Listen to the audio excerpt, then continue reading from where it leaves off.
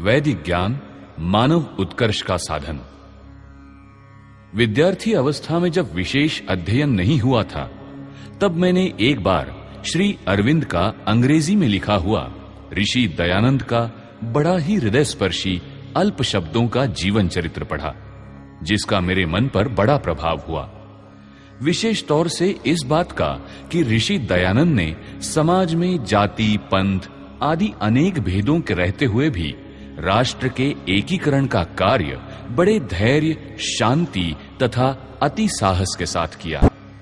उन्होंने बहुत आग्रह के साथ प्रतिपादित किया कि संपूर्ण जीवन के ज्ञान एवं पावित्र का स्रोत वेद है। उनके द्वारा संसार में ये एक अद्वितीय कार्य हुआ है, जिससे अपने राष्ट्र जीवन का अभ्युत्थान हुआ और तेजस्वी राष्ट्र ज्योति का प्रभाव दिखाई दिया। जिस समय राष्ट्र, धर्म, एकता का ज्ञान एवं स्वतंत्रता आदि के बारे में कुछ कहना बड़ा ही कठिन था, तब ऋषि दयानंद ने तेजस्वी राष्ट्र जीवन जागृत कर देश की स्वतंत्रता के लिए अनन्य रूप से चलने वाले कार्य को आर्य समाज की ध्वजा के नीचे जितने त्याग तपस्या के साथ किया, वो भी कृतज्ञता की बात है। उसमें विशेष बात यह है कि उन्होंने अपने संपूर्ण जीवन की शक्ति का ही राष्ट्र के लिए आह्वान किया है। अपने देश में अनेक मार्गों से समाज को आध्यात्मिक ज्ञान द्वारा प्रेरणा देने का प्रयत्न किया गया है। उसमें संपूर्ण जीवन का विचार किया गया, किसी शाखा उपशाखा के लिए दुराग्रह नहीं हुआ। अपने देश में लोगों को पारलौकिक एवं इहलौकिक सुख प्राप्त हो, उसके लिए सुगम मार्ग ढूंढे गए। अपने उन महापुरुषों ने जो कुछ बताया, अपनी स्वतंत्र प्रतिभा से बताया।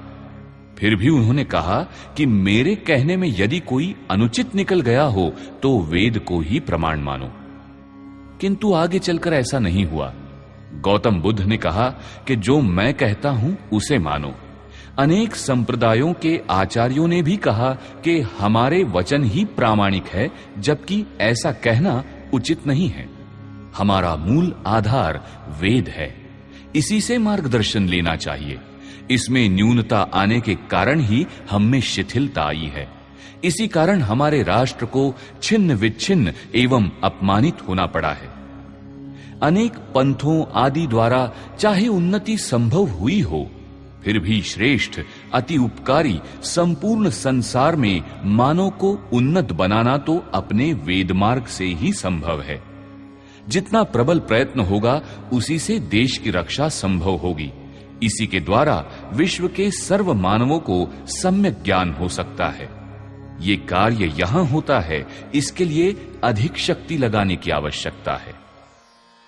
इसी सत्य को विविध पक्ष से वेदों में हमने गाया था। निकट बिठा कर इसी तत्व को उपनिषदों में समझाया था।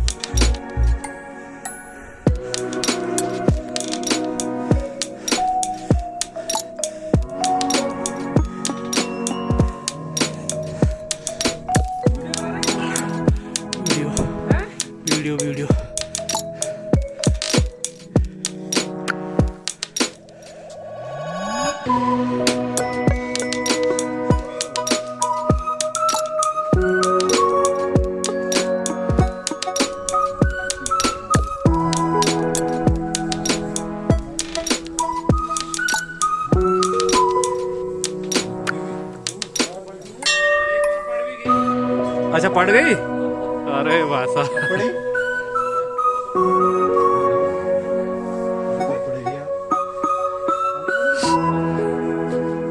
तभी तो ठंडा ज्यादा है। ठंड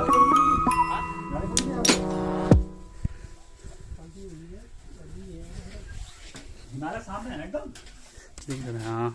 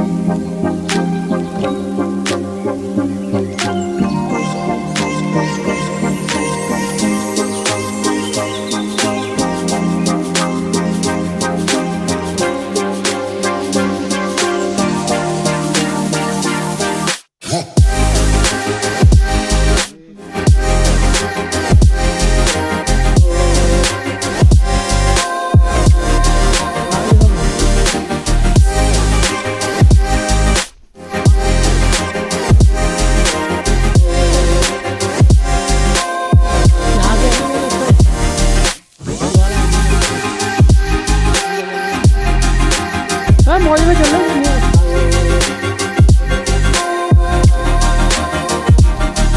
यार। यहाँ से हिमालय देखो यार, हिमालय। अबे हिमालय भाई लोगों, हिमालय देखो, हिमालय।